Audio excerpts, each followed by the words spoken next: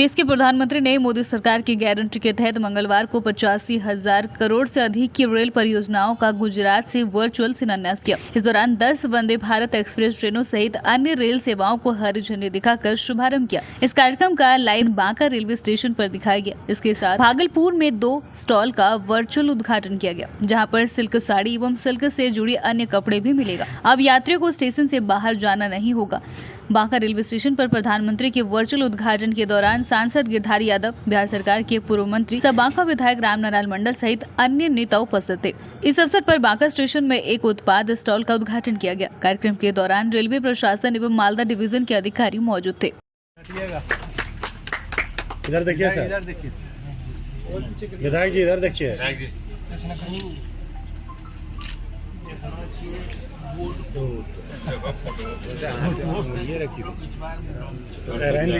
Railway के तमाम पदाधिकारी, सम्मानित प्रधानमंत्री के द्वारा आज जो 85,000 करोड़ का लोकार्पण और शिलान्यास का कार्यक्रम है, उसमें हम लोग सब उपस्थित हुए। साथ ही साथ एक स्टेशन एक उत्पाद, ये जो शुरुआत रेलवे विभाग के द्वारा किया जा रहा है, उसमें लोकल सामान यहाँ बेचा जाएगा। बांका का क्या उत्पाद होगा, लोकल उत्पाद को यहाँ पर बेचने का काम रेलवे सरकार के द्वारा किया जाए, लोकल फॉर वोकल। और जो भी विकास के काम हुए हैं वो जनता उससे अछूता नहीं है। अभी पिछले कार्यक्रम में हम लोगों ने कहा था कि आयुष्मान कार्ड, जिसको भी आयुष्मान कार्ड, हम और मान्य विधायक यहाँ बैठे हुए बराबर हम लोग प्रयास करते थे कि आयुष्मान कार्ड बने, नहीं बन पा रहा था। लेकिन प्रधानमंत्री सम्मान्य नरेंद्र मोदी जी और सम्मान्य मुख्यमंत्री नीतीश कुमार जी ने जो नियम लाया है कि जिसको राशन कार्ड है सबका आयुष्मान कार्ड बन जाएगा। करोड़ों आयुष्मान कार्ड हमारे राज्य में बन गया, जो बहुत लाख में बन पाता था, करोड़ों में बन गया। बांका लोकसभा सीट पर भारतीय कम्युनिस्ट पार्टी ने जीत के लिए ठोका ताल। मंगलवार को बांका शहर स्थित पार्टी कार्यालय में इंडिया गठबंधन के कई वरिष्ठ सीपीआई नेता ने प्रेस कॉन्फ्रेंस की आयोजित। इस प्रेस कॉन्फ्रेंस में कहा कि सीपीआई बिहार की 3 लोकसभा सीट पर चुनाव लड़ेगी और भारी बहुमत से जीत हासिल कर इंडिया गठबंधन का हाथ मजबूत करेगी। आगे कहा कि इस बार बिहार में 40 के 40 सीटों पर जीत हासिल कर भाजपा को भगाने का काम करेंगे। वहीं राष्ट्रीय परिषद सदस्य सीपीआई प्रमोद प्रभाकर ने केंद्र सरकार पर जमकर बरसा और कहा कि भाजपा पूंजीपतियों की सरकार है, इनके कार्यकाल में जनता त्रस्त हो गया है। एक तरफ बेटी बचाओ बेटी पढ़ाओ की बात करती है और दूसरी तरफ बहु बेटियों के साथ शोषण करती है। आज बेटी पढ़ाओ बेटी बचाओ के नारे में तब्दील कर दिया गया है। इनके शासनकाल में कमर तोड़ रिकॉर्ड तोड़ बेरोजगारी है। भाजपा सरकार की मोदी ने दलितों पर, महिलाओं पर बदस्तूर अत्याचार करने जैसे बातों को रखा और कहा कि बांका लोकसभा सीट पर सीपीआई नेता सब पूर्व एमएलसी संजय कुमार की झोली में आएंगे और इंडिया गठबंधन का हाथ मजबूत कर भाजपा को भगाएंगे। आगे क्या कुछ कहा, देखें इस खास रिपोर्ट में। लोकसभा चुनाव दहलीज पर खड़ा है और लड़ाई आर पार की है। एक तरफ एनडीए गठबंधन और दूसरी तरफ इंडिया गठबंधन। लेकिन पिछले 2 टर्म में केंद्र की मोदी सरकार सभी क्षेत्रों में विफल रही है। उन्होंने जो वादे किए सभी वादे छलावा साबित हुआ।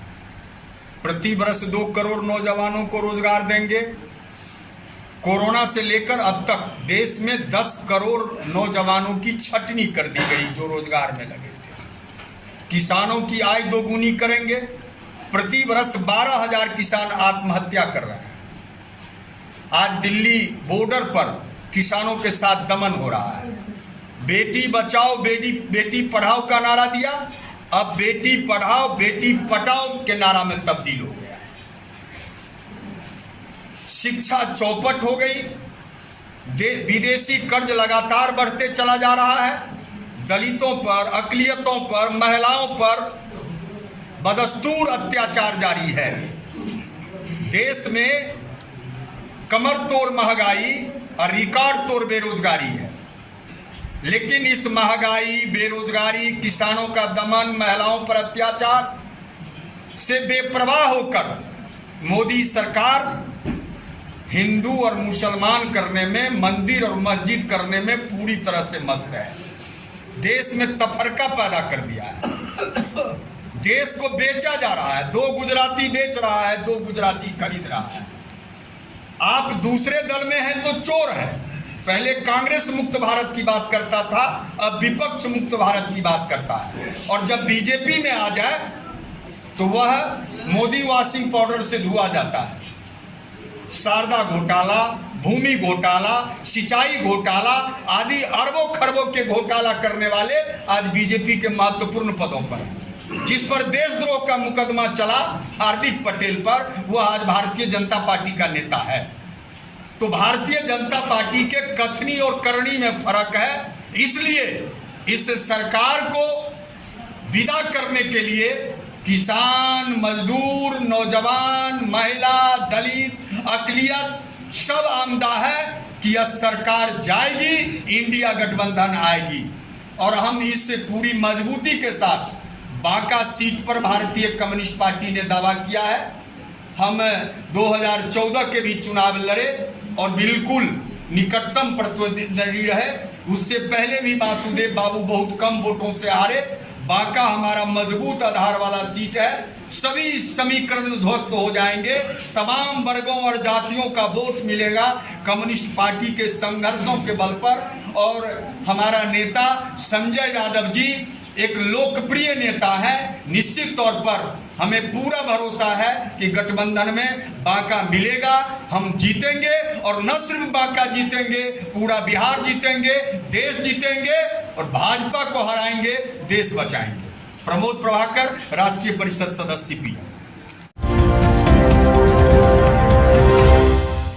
इन दिनों समाज सेवी लगातार अपने पंचायत के तमाम लोगों की मदद करने में जुटे हैं। इसी कड़ी में अर्थ्यां उठाने को लेकर परिजनों को कर रहे हैं आर्थिक रूप से मदद। बाराहाट प्रखंड अंतर्गत बाराहाट सौंडिया दक्षिणी पंचायत के पूर्व मुखिया प्रत्याशी समाज सेवी राधानगर निवासी गौतम कुमार यादव को आज अपने पंचायत की वार्ड नंबर 1 ग्राम श्रीपुर निवासी मनोज चौहान की 65 वर्षीय माता द्रौपदी देवी की देहांत होने की जानकारी मिली। जानकारी मिलते ही पूर्व मुखिया प्रत्याशी समाज सेवी गौतम कुमार यादव तुरंत अपने सहयोगियों के साथ मनोज चौहान के घर पहुंचकर मृतात्मा को शांति प्रदान हेतु ईश्वर से प्रार्थना की एवं परिजनों को संतावना देते हुए 2500 रुपए नगद राशि देकर सहयोग किया। वहीं मनोज चौहान ने कहा कि मेरी माता जी भी लंबे समय से बीमार थी, जो आज इस दुनिया को छोड़कर चले गए।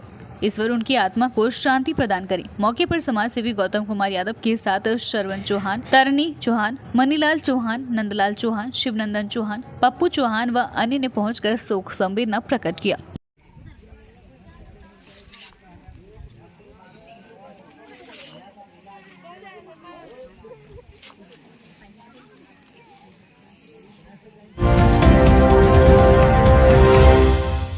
पार्थिव शरीर पर पुष्प अर्पित कर शोक संवेदना प्रकट किया। मंगलवार को बाराहाट प्रखंड मुख्यालय के समीप भेड़ा मोड़ खेल मैदान में खेल जगत के महान हस्ती PVS कॉलेज के प्रोफेसर रहे विश्वजीत सिंह का पार्थिव शरीर जैसे ही पहुंचा, पहुंचते ही हजारों की संख्या में चाहने वालों का भीड़ जमा हो गया। इसी कड़ी में मुख्य प्रत्याशी समाज सेवी गौतम कुमार यादव ने पहुंचकर पार्थिव शरीर पर पुष्प अर्पित कर श्रद्धांजलि दी एवं उनकी आत्मा को मोक्ष प्रदान हेतु ईश्वर से प्रार्थना की। पूर्व मुख्य प्रत्याशी समाज सेवी गौतम कुमार यादव ने कहा कि अचानक इस तरह से प्रोफेसर विश्वजीत सिंह जी का हम लोगों के बीच से चले जाना विश्वास ही नहीं होता है।